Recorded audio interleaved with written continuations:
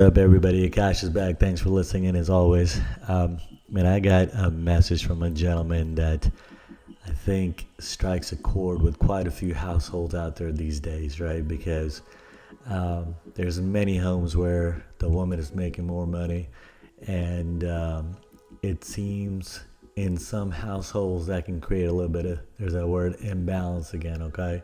So a gentleman just basically wrote in and he said, look, my wife is working currently. She's the one handling the household, and she makes me feel slighted, and I don't know how to handle that, right? Man, there's a lot of layers to this.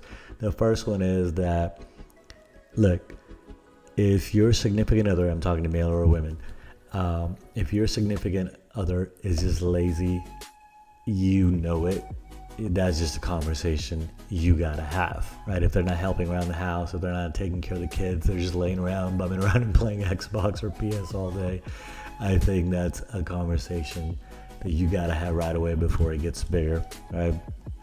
But the second layer to this is that if you have kids and the other half is helping with the kids, I think we all agree that these days kids' activities, their schools, getting ready, their meals, man, that's a full-time job in itself.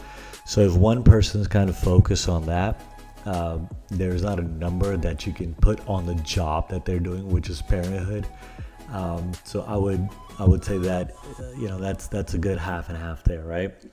But the last one is, man, if you start getting into a competition and you start bringing the other half down, it becomes an ego play, right? You're bringing in the paycheck and you feel like, okay, I'm bringing in the money. I don't need to be as involved as a parent. This is your job. Hey, it's your job to do the cooking. It's your job to do the dishes.